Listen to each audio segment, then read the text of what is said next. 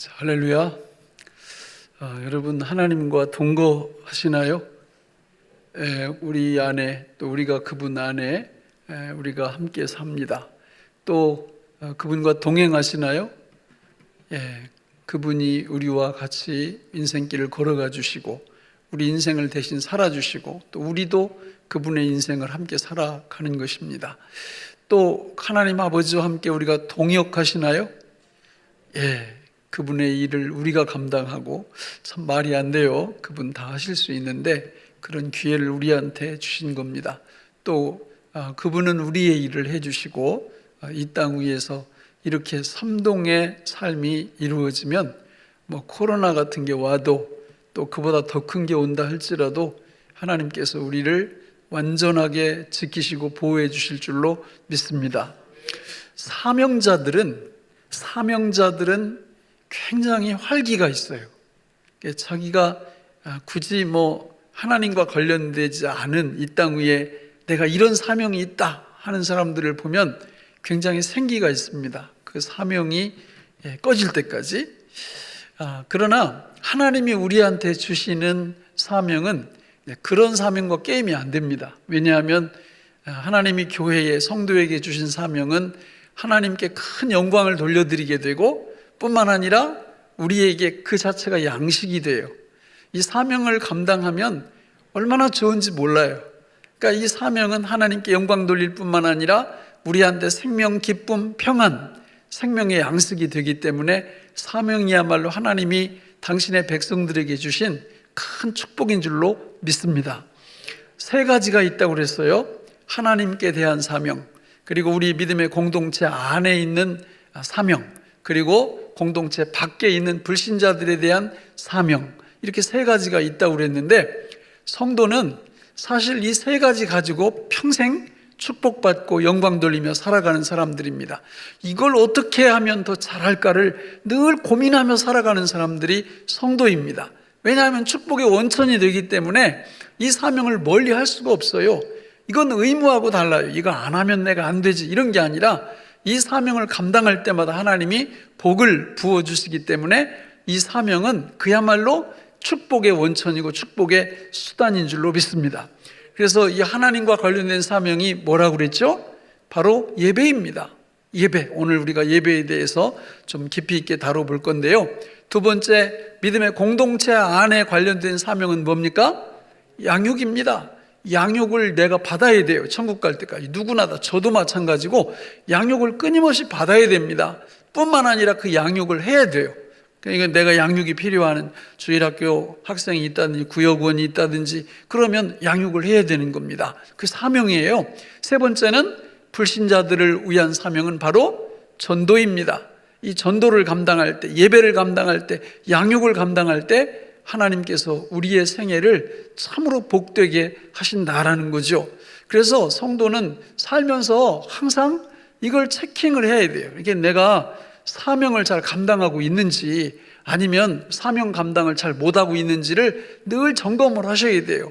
마태복음 5장 16절에 보면 이렇게 말씀하죠. 우리 같이 한번 읽어볼까요? 시작. 이같이 너희 빛이 사람 앞에 비치게 하여 그들로 너희 착한 행실을 보고 하늘에 계신 너희 아버지께 영광을 돌리게 하라. 자, 저기 보면 영광을 돌리게 하라 그랬어요. 뭘 보고?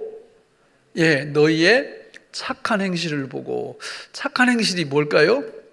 도덕 윤리적인 부분. 그렇죠. 그것도 해당이 됩니다. 근데 저 말씀은 산상수훈 안에 있는 말씀이거든요. 앞에는 팔복을 비롯해서 뒤에 십계명의 재해석으로 이어지는 이런 말씀을 우리가 볼 때 하나님이 교회에게 주신 사명과 밀접하게 관련이 있다고 볼 수가 있어요. 그래서 하나님 앞에 착한 행실이란 바른 예배자가 되는 거예요. 바른 양육자가 되는 거고 바른 전도자가 되는 것입니다. 그 사명을 감당할 때 그게 착한 행실이 되는 거죠. 그 착한 행실을 통하여 우리 하나님 아버지께서 영광을 받으신다라는 것입니다. 그러면 오늘 우리가 살펴볼 예배에 대해서 한번 생각해 보기 원합니다. 여러분, 예배는 교회에게 주신 첫 번째 사명이었어요. 이 예배는 뜬금없이 어느 날 갑자기 하나님이 턱 우리한테 던져주시면서 나한테 예배하라 이렇게 한 게 아니에요. 원래 예배라는 것은 예를 갖춰 절한다 그런 뜻입니다. 우리가 이거는 사람한테도 할 수 있죠. 그냥 예를 갖춰서 절하는 거니까. 근데 이게 하나님께로 딱 갈 때는 이게 모든 게 다 뒤집어집니다. 바뀌어집니다. 우리가 사람한테 예를 갖춰서 절한다 그럴 때는 내가 고마우니까 또 인격적으로 존중할 만하니까 그렇게 인사도 하고 이렇게 하는 거죠. 그런데 하나님 앞에 우리가 예배한다, 예를 갖춰 절한다 그럴 때는 왜 그러는 겁니까? 이거는 하나님이 우리한테 주신 축복과 생명과 은총, 은혜가 너무 큰 거예요. 너무 큰 거예요. 얼만큼 크냐? 몰라요. 그래서 이걸 언제 배워나가는 거냐? 예배 드리면서 배워나가는 거예요. 하나님이 주신 그 놀라운 은혜를 언제 배우냐? 예배 드리면서 배워나가요. 예배 드리면서. 그러니까 우리는 하나님이 주신 축복, 내 생명부터 시작해서 뭐 안 받은 게 없잖아요. 그런데 그 은혜를 잘 모릅니다. 마치 우리가 우리 부모님의 은혜를 모르고 우리 자식들이 우리 은혜를 모르는 것처럼 몰라요. 우리 자식들을 어떻게 키워요? 참 정말 사랑을 다 주어서 키우죠. 그렇지 않습니까? 그런데 이놈들이 이렇게 자라나면서 지들이 부모한테 조금 섭섭하고 속상하면 어떻게 해요? 막 삐지고 입이 나오고 방문 쾅 닫고 들어가고. 이게 다 왜 그러냐? 철 안 나서 그렇죠. 철 안 나서. 그러니까 부모가 자기에게 해준 거를 이게 잘 모르는 거예요. 그런 걸 알면 절대 그렇게 행동 안 하겠죠. 그런데 그랬던 아이들이 점점 우리처럼 이제 어른이 딱 되고 나면 그제서 이렇게 부모님의 은혜를 점차 알아가죠. 여러분, 기독교 신앙에서 예배란 예배 자체로 하나님께 영광도 돌리지만 예배를 통해서 하나님이 우리에게 주신 은혜가, 사랑이, 은총이 얼마나 엄청난 것인가를 사실 배워가는 과정이 예배예요. 그래서 예배가 반복되면 반복될수록 예를 갖춰 절하는 그 순도가 더 깊어집니다. 하나님 앞에 진실된 예배를 드리는 예배자로 계속해서 거듭나게 되는 거죠. 이 예배의 역사는 십계명에 딱 나와요. 십계명에 10가지 계명 중 앞에 4가지가 하나님과 관련된, 직접 관련된 계명이잖아요. 첫 번째, 다른 신을 섬기지 말라, 예배의 대상입니다. 두 번째, 우상을 만들지 말라, 예배의 방법입니다. 이게 중요해요. 두 번째, 방법. 세 번째, 이름을 망령되이 일컫지 말라, 예배의 자세예요. 바른 자세. 마지막 4번째, 안식일을 기억하여 거룩히 지키라, 예배의 시간을 우리한테 가르쳐 주는 거예요. 그래서 우리가 예배를 가만히 보면 제일 중요한 게 이 4가지인데 그 중에서 두 번째 나오는 어떻게 예배를 드릴 거냐, 하나님 앞에. 이 부분이 중요한 거죠. 어떻게 예배를 드립니까? 이 제사법을 하나님이 딱 우리한테 구약 성경에서 말씀해 주실 때 보면 제사법에는 3가지가, 제사의 3요소가 있습니다. 그게 뭐냐면, 자, 한번 띄워보시죠. 첫 번째는 성막, 저게 뭐예요? 예배드리는 장소, 성전이죠, 성전. 두 번째는 제물입니다. 제물이 있어야 돼요. 그렇지만 저 2개만 갖고는 제사가 성립이 안 됩니다. 반드시 누가 있어야 돼요? 제사장이 있어야 돼요. 그래서 성전, 제물, 제사장은 제사의 중요한 3요소가 되는 거고, 성경에서 분량이 많으면 무조건 중요하다고 그랬어요. 그렇잖아요. 성경 66권 1189장 중에서 지금 자그마치 저거 보세요. 출애굽기, 성전에 대해서 출애굽기 25장에서 40장까지 다루고 있습니다. 장장 15장을, 15장을. 저 15장이 딱 끝나면 출애굽기가 40장이 마지막이잖아요. 그래서 그 다음에는 레위기인데, 성경이 레위기 1장부터 7장까지가 제물에 대한 말씀이에요. 제물. 저기 보면 구약의 5대 제사가 쫙 나오죠. 번제, 소제, 화목제, 속죄제, 속건제, 이렇게 쫙 5대 제사가 쫙 나오면서 거기에 필요한 제물들을 다 나열하고 있습니다. 뿐만 아니라 레위기 8장부터 10장까지를 보면 제사의 가장 또 중요한 한 요소인 제사장에 대한 이야기가 쭉 이렇게 설명하고 있어요. 제사장이 제사를 어떻게 드릴 것인가, 어떤 사람이 제사장이 되어야 하는가, 이런 말씀들에 대해서 나누고 있다라는 겁니다. 특히 레위기 10장, 저 마지막 10장에 보면요, 하나님이 가르쳐 주신 대로 제사를 안 드려서 완전히 그 제사 현장에서 즉사하는 사람들이 나옵니다. 아론의 두 아들 나답과 아비후라는 사람이 이게 불을 제단에서 이렇게 갖다가 이 불을 드려야 되는데 다른 불을 갖다 드려가지고 거기서 이렇게 벌을 받게 되는 거죠. 그걸 볼 때 제사는 함부로 드리면 안 된다. 예배는 함부로 드리면 안 된다. 어떻게 드려야 되냐? 오늘 성경 본문 같이 한번 읽어볼까요? 요한복음 4장 23, 24절 시작. 아버지께 참되게 예배하는 자들은 영과 진리로 예배할 때가 오나니 곧 이때라. 아버지께서는 자기에게 이렇게 예배하는 자들을 찾으시느니라. 하나님은 영이시니 예배하는 자가 영과 진리로 예배할지니라. 어떻게 예배하라고 그랬어요? 영과 진리로, 성령과 우리의 영, 그리고 진리, 하나님의 말씀, 예수 그리스도의 공로. 그러니까 무슨 얘기냐면 영과 진리로 예배드리라는 말씀은 성경에서 가르쳐 주신 대로 예배하라, 제사하라, 그런 뜻이 되는 것입니다. 따라서 성도는 성경에서 말씀하는 방법대로 예배를 하나님 앞에 드려야 돼요. 오늘 코로나 때문에 우리 모두가 다 예배 갈증을 느끼고 있습니다. 근데 만약에 예배 기회가 우리한테 다시 딱 주어져서 같이 모여서 예배 드릴 때 이런 원리들이 살아나지 않고 그냥 옛날에 하던 것처럼 그냥 예배 1시간 드리는 걸로 신앙생활 다 이렇게 한다고 생각하고 이러면 여러분, 이번 코로나 교훈은 우리한테 그렇게 좋은 교훈이 아닐 거예요. 예배의 기회가 딱 허용되어지면 우리가 교회의 사명, 3가지 사명을 잘 감당하며 특별히 이 예배를 어떻게 하나님 앞에 드릴 건가, 이런 부분들이 잘 점검되어야 될 줄로 믿습니다. 여러분, 예배에는 2가지 요소가 있어요. 하나는 필수적 요소, 하나는 선택적 요소가 있습니다. 그러니까 예배를 드릴 때 뭐가 필수적 요소일까요? 그것은 하나님의 말씀, 제가 지금 전하고 있잖아요. 하나님의 말씀과 성찬, 요게 성례, 요게 예배의 필수 요소. 또 우리가 해야 될 필수 요소가 있는데 그것은 찬송과 기도와 헌금입니다.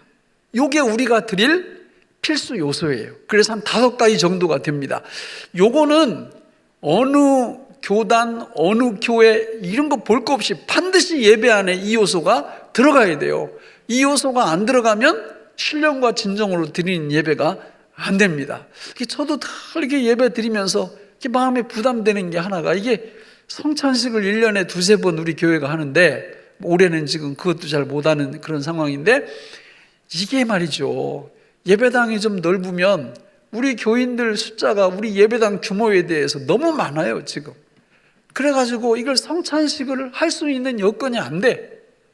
그리고 시간도 우리는 지금 1시간으로 딱 이렇게 돼가지고 한 2시간, 이게 한 2,000석 되면은 예배 한 2번에 나눠서 한 번 드릴 때마다 한 2시간씩 이렇게 하면 너무 좋을 것 같은데, 이게 성찬식에 대한 늘 부담이 이 제 마음 한켠에 놓여 있습니다. 이 성찬식은 매주 하는 것이 성경적이거든요. 여러분, 예배에 그러면 선택적 요소는 뭘까요? 그거는 예배의 시간, 장소, 예배 순서 이런 겁니다. 그러니까 예배 시간은 좀 전에 말씀드렸지만 우리 교회는 지금 1시간 간격, 또 어떤 교회들 보면은 성찬식까지 하는 교회들은 보통 2시간 간격을 하더라고요. 예배를 2시간 동안 드리는 겁니다. 그러니까 막 그렇게 하면은 기도하는 분한테도 기도 좀 짧게 하세요 이런 얘기 할 필요도 없어요. 기도도 은혜롭잖아요. 막 정말 준비해서 드리는 기도를. 근데 1시간에 딱 맞춰져 있으니까 기도가 길어지면 이게 막 다 그냥 이렇게 이 예배 자체가 헝클어지는 거예요. 그래서 이게 시간은 이게 융통성 있게 좀 이렇게 짧게 할 수도 있고 길게 할 수도 있고, 또 장소도 그래요. 예배 장소도 우리가 이게 탄력적으로 성경에 나와 있지 않습니다. 우리 교회도 처음에는 상가에서 시작했잖아요. 상가에서 그때는 형편이 그러니까 거기서 예배당 성소로 정해서 거기서 예배 드리고, 또 형편이 이렇게 되니까 이렇게 예배를 하나님 앞에 드리게 되는 겁니다. 여러분, 예배의 시간이라든지 장소라든지 또 예배 순서도 마찬가지예요. 예배 순서도 여기 나와 있는 순서가 뭐가 앞으로 가고 뭐가 뒤로 가고 이게 상관없어요. 그러니까 거기 효율적으로 이렇게 하면 되는 거지 그게 필수적인 요소는 아니라 그 말입니다. 그러니까 우리가 예배를 드린다고 할 때 이렇게 필수적 요소가 있고 선택적 요소가 있다. 이런 걸 우리가 알 수 있고요. 또한 예배는 근본적으로 언약적이에요. 언약적이라는 말은 둘 이상 뭔가 약속, 뭔가 언약, 계약이 체결됐다, 그런 뜻입니다. 그러니까 예배는 하나님이 처음부터 야, 니네 나한테 예배 안 드리면 죽어, 이렇게 하신 게 아니에요. 십계명 주실 때 우리가 예배 1계명부터 4계명까지 예배의 대상, 방법, 자세, 시간 이렇게 딱 들었잖아요. 그죠? 근데 그거를 주실 때 하나님이 무턱대고 주신 게 아니라 모세를 통해서 이스라엘 백성들한테 물어봤어요. 의견을. 야, 내가 너희들 구원해냈는데 내 백성이 되었어. 근데 내 백성이 계속 되려면 요 십계명을 지켜야 되는데 어떻게 지킬런? 이렇게 물어보니까 백성들이 어떻게 했습니까? 예, 우리가 지키겠습니다. 이렇게 사인을 한 거예요, 서로. 그래서 그때부터 본격적인 예배가 시작되는 겁니다. 제사가 시작되는 거죠. 그래서 이 제사, 예배라는 거는 이렇게 쌍방의 관계를 전제하는 거예요. 그래서 여러분들이 예배 순서를 딱 보시면 하나님이 하시는 행동이 있고요, 우리가 하는 행동이 있어요. 하나님이 어떤 행동을 하실 때는 우리는 들어야 돼요. 봐야 돼요. 지금 마찬가지잖아요. 이 하나님의 말씀, 설교를 전하는 건 목사가 하나님을 대신해서 하나님의 말씀을 회중에게 전하는 것입니다. 아주 중요한 거죠. 그때 회중들은 이 말씀을 듣는 겁니다. 예배의 아주 중요한 요소가 지금 시행되고 있는 거예요, 이 시간에. 여러분, 또 우리가 하나님 앞에 말씀을 듣고 은혜가 되고 한 주간 살면서 은혜가 됐을 때 내가 하나님 앞에 예배 드리면서 헌금 드리고 기도 드리고 찬송 드리고 하는 것, 우리가 주체가 되는 거예요. 그때는 우리가 드리는 거니까. 그때 하나님은 어떻게 하십니까? 우리가 드리는 헌금을 받아주시고, 우리가 드리는 찬송을 받아주시고, 우리가 드리는 기도도 받아주시고, 이렇게 쌍방적으로 왔다 갔다 하는 요 예배의 형태를 가지게 돼요. 또 예배가 언약성을 띈다라는 거는 대화적인 이게 의미를 가집니다. 그러니까 이게 기독교 예배는 독백이 아니에요. 예? 막 명상하고 이런 게 예배가 아니라 대화합니다. 지금 대화하잖아요. 하나님의 말씀이 선포되고 있잖아요. 여러분, 이 주보를 보시면 우리 교회 예배나 건전한 교회 예배는 다 이렇게 대화식이에요. 순서가. 여기 묵도, 기원, 찬송, 신앙고백, 여기까지는 우리가 하나님 앞에 말씀드리는 겁니다. 쭉 대화하는 거예요, 하나님 앞에. 그리고 그 다음에 성시, 교독, 요거는 우리가 읽지만 하나님께서 우리한테 말씀을 통해서 내려주시는 거예요. 하나님의 거룩한 말씀으로. 찬송, 기도, 성가대, 찬양은 우리가 하나님 앞에 올려드리는 거죠. 그러나 성경 봉독과 말씀 강론은 하나님께서 우리한테 말씀을 주시는 겁니다. 또 우리가 헌금 드리는 건 우리가 하나님 앞에 올려드리는 거고, 마지막 예배를 끝날 때도 뭘로 끝나요? 축도로 끝나요. 축도로 쫙 끝나면서 하나님의 놀라운 그 은혜가 우리한테 말씀을 통해서 다가오게 되는 것입니다. 그러니까 예배의 이 주도권이 누구한테 있냐면 기독교 신앙은 하나님께 있어요. 예배의 주도권이. 이거는 세상의 모든 종교하고 반대입니다. 세상의 모든 종교들은 주도권이 누구한테 있어요? 거기 그 제사 혹은 뭐 예배라고 하는 그 의식에 참여하는 그 사람들한테 있어요. 여러분, 무당들이 굿하는 걸 보세요. 이렇게 쭉 굿하는 걸 보면 그 무당하고 그 드리는 사람들한테 주도권이 다 있어요. 그러니까 자기가 섬기는 신이라 할지라도 그 신이 왜 존재하냐? 이 사람들을 축복하기 위해서 존재합니다. 만약에 축복을 안 준다면 절대 섬기지 않습니다. 근데 우리는 하나님께 부름을 딱 받아서 예배자의 짝 자리에 오면 그분이 물론 복을 주시죠. 근데 복을 안 주셔도 떠나갈 수가 없어요. 그분이 주인공이세요. 여러분, 불교에서 여러분 불공 드릴 때 누가 주인공이에요? 부처님이 주인공입니까? 천만의 말씀이에요. 이게 이제 불자들이 주인공이에요. 가서 그냥 뭐 불공 드리면서 나중에 그러잖아요. 그 스님들이 당신이 부처라고, 당신이 부처라고, 당신이 어떻게 하느냐에 따라서 다 결정된다고 이렇게 말을 하잖아요. 기독교는 천만의 말씀입니다. 큰일 납니다. 그렇게 기독교는 예배의 주인공이 누구시라고요?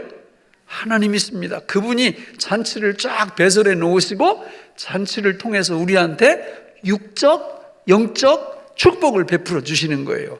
광야 시대 이스라엘 백성들이 40년 동안 하늘에서 내리는 만나를 먹었어요. 우리도 이 거룩한 주님의 날 여기 딱 오면 하나님이 거룩한 만나를 우리한테 내려주십니다. 그 거룩한 만나가 누굴까요? 바로 예수 그리스도입니다. 그래서 이제 그 주일을 어떻게 지키고 주일날 예배를 어떻게 드리냐를 딱 보면 구약 성경에 예시가 딱 나와요. 십계명을 딱 보면 거기 4계명에 안식일을 어떻게 지키라는 말씀이 구약에 2번 나오는데 하나는 출애굽기, 하나는 신명기서에 나옵니다. 출애굽기, 신명기는 읽는 그 말씀을 듣는 대상이 달라요. 출애굽기는 출애굽 1세대가 받았던 말씀이고 신명기 5장에 나오는 십계명은 출애굽 2세대가 받았던 내용인데 어떻게 다른지 한번 볼까요? 자, 우리 출애굽기 20장 11절을 같이 읽겠습니다. 시작. 이는 엿새 동안에 나 여호와가 하늘과 땅과 바다와 그 가운데 모든 것을 만들고 일곱째 날에 쉬었음이라. 그러므로 나 여호와가 안식일을 복되게 하여 그날을 거룩하게 하였느니라. 자, 저기를 보세요.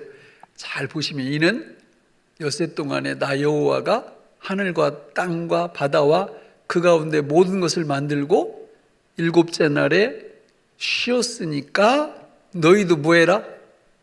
안식일을 지켜라. 이렇게. 자, 신명기 5장 15절도 한번 같이 읽어보죠. 시작. 너는 기억하라. 내가 애굽 땅에서 종이 되었더니 내 하나님 여호와가 강한 손과 편팔로 거기서 너를 인도하여 내었나니 그러므로 내 하나님 여호와가 내게 명령하여 안식일을 지키라 하느니라. 저기는 기념할 게 뭐예요? 기억하라, 기념하라 이 뜻이 기억하라, 기념하라. 내가 애굽 땅에서 종이 되었더니 내 하나님 여호와가 강한 손과 편팔로 거기서 너를 인도하여 내었나니 그러므로 자, 출애굽기에서는 창조를 기억하라는 거예요. 창조. 신명기에서는 구원을 기억하라는 것입니다. 흔히 우리는 하나님 앞에서 이렇게 설교를 할 때 또는 우리가 안식일날 딱 우리가 그 안식을 기념하면서 진짜 안식을 누리고 영원한 안식을 막 맛보는 그 일을 하려면 어떻게 해야 되느냐면 구속사 설교를 해야 되고요. 구속사적인 기념을 해야 됩니다. 그러니까 구속사라는 건 구원의 역사라요. 구원의 역사. 우리가 지난주에 전도할 때 그 4가지 그런 부분들 이렇게 전할 때 관련도 되고 그랬었잖아요. 구속사라는 건 어떤 역사예요? 창조, 타락, 구원, 완성. 이렇게 돼요. 4가지 단계로 되어 있습니다. 그런데 지금 잘 보세요. 지금 출애굽기에서는 뭘 기념하라고 그랬어요? 창조. 그 중에 첫 번째를 기념하라는 거예요. 신명기서에서는 뭘 기념하라는 거예요? 구원. 3번째를 기념하라는 거예요. 그러면 이거 봐라. 이게 4개인데 2개만 기념하면 돼요. 2개만 기념하면 됩니다. 왜냐하면 2개 기념하면 4개가 자동으로 기념되게 돼 있어요. 여러분, 창조와 구속 사이에 어떤 일이 일어났었다는 거예요? 타락 사건이 일어났다는 겁니다. 창조와 그러니까 아담과 하와가 선악과를 안 따먹었으면 인류는 뭐를 기념할 필요가 없어요? 구속사를 기념할 필요가 없어요. 그냥 뭐만 기념하면 돼요? 하나님의 창조만 기념하면서 에덴 동산에서 천국을 이루고 살면 되는 건데 아담과 하와가 선악과를 따먹으면서 타락해서 지옥에 가니까 하나님이 긍휼히 여기셔서 예수님을 보내셔서 우리를 구원해내신 겁니다. 그래서 우리가 안식일이 되면 예배할 때 목사는 반드시 구속사 설교를 해야 되는 거예요. 구속사 설교. 그러니까 어느 본문을 선택해서 설교를 하든 창조와 구속 이야기가 어떤 형태로든지 나와야 되는 겁니다. 그런데 어떤 때 보면은 본문이 이게 잘 연결이 안 될 때가 있어요. 그래서 은혜를 혹시 못 받으면 어떻게 되느냐? 예배 끝나고 딱 봐서 자, 첫 번째 뭘 기념한다고요? 창조를 혼자 기념할 수 있는 거예요. 주일날 다 성경을 창세기 1장, 2장을 보면서 쫙 첫날은 뭘 창조하셨다? 빛을. 둘째 날은 궁창을. 셋째 날은 나무와 식물과 채소를. 그 다음에 넷째 날에는 해달별을. 다섯째 날에는 새와 물고기를, 여섯째 날에는 동물과 짐승을 창조하셨다. 이걸 묵상하는 거예요. 기억하는 거예요. 그때 성령께서 우리한테 정말 큰 은혜를 할 때마다 부어주시는 거거든요. 예? 같은 걸 계속 부어주실 수도 있고, 전반에 했는데 은혜 못 받았던 건데 이번에 확 그냥 은혜로 다가올 수도 있고요. 저는 창조를 기념할 때마다 가슴 뛰는 은혜가 뭐냐면, 여섯째 날이 여섯째 날.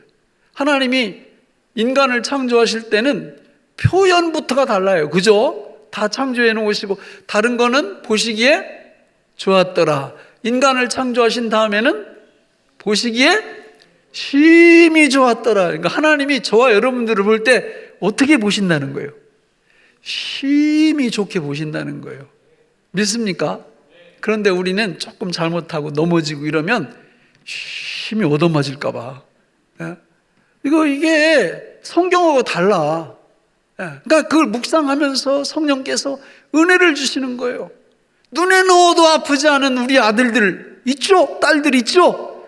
하나님이 우리를 보실 때 그렇게 보시는 거예요. 너희 하나님 여호와가 너희 가운데 계시니 그는 구원을 베푸실 전능자이시라. 그가 너로 말미암아 기쁨을 이기지 못하시며. 왜?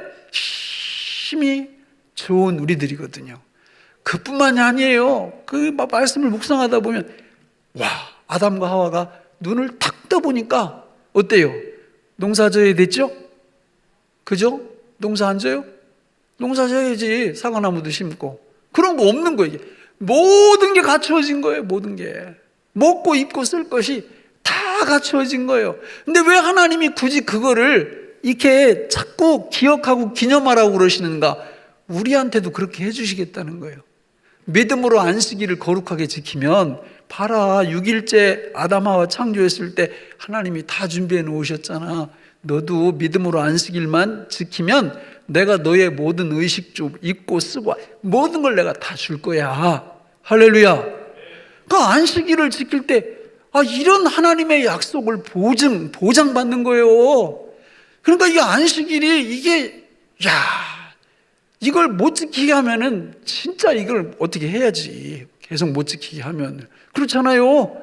예? 지키고 싶어도 못 지키는 사람들이 많아요. 그런데 얼싸 좋다, 이게 웬 떡이냐, 이런 분들은 복이 뭔지 모르는 분들이죠. 예? 안식일을 믿음으로 딱 지킬 때 이런 축복이 다 보장되어 있다. 육적으로 말이죠. 영적으로. 거기서 멈추는 게 아니에요. 이제는 창조만 기념하는 게 아니라 뭣도 기념한다?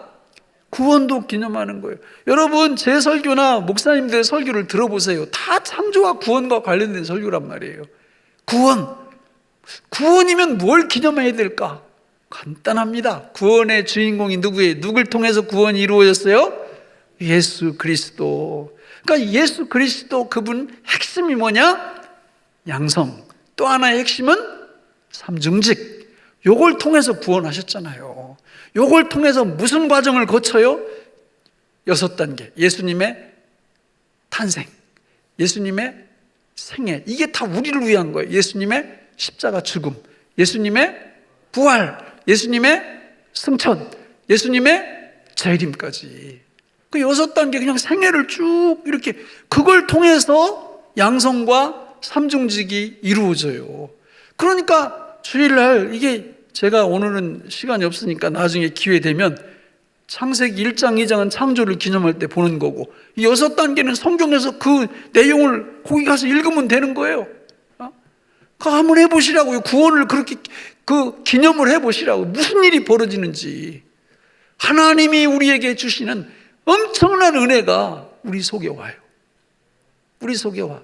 뭐라 그랬어요? 제가 하나님이 주시는 은혜를 언제 배워간다고요? 예배 시간에 배워간다니까. 예배 시간. 그러니까 하나님 말씀 들으면서 그때 배워가는 거예요. 그렇구나.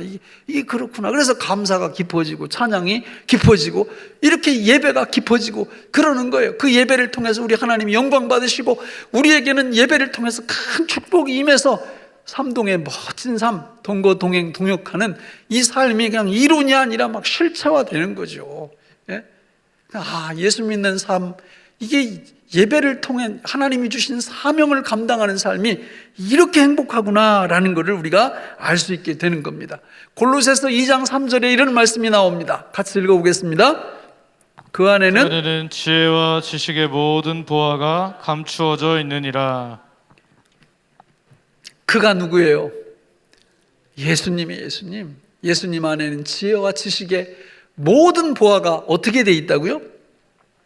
감추어져 있다. 감추어져 있다. 언제 드러날까요? 언제 가장 많이 드러날까요? 예배 시간이에요. 예배 시간 하나님이 알려주시잖아요. 말씀을 통해서 예수님 안에 이런 게 들어있단다. 예수님 안에 이런 보화가, 이런 지식의, 이런 지혜의 보화가 예수님 안에 들어있단다. 그 예배 드리면, 그러니까 예배를 믿음으로 신령과 진정으로 잘 드리면 예수님 안에 있는 지혜와 지식의 모든 보화를 발견해서 내 것으로 누리는 축복이 언제 가장 많이 일어난다고요? 예배 시간에 사명 감당할 때, 다음 주에 양육하겠지만 양육 시간에도 그렇고 복음 전할 때도 그렇고 예수님 안에 그런 것들이 그때 막 드러나는 거예요. 드러나는 거예요. 그거를 내가 소유할 때 기분이 어떨까요? 여러분 그런 표현 알아요? 이게 좀 속어 표현인데 기분 째진다고. 예? 아시죠? 예, 진짜 기분이 너무 좋아. 예수님 알아갈 때. 예?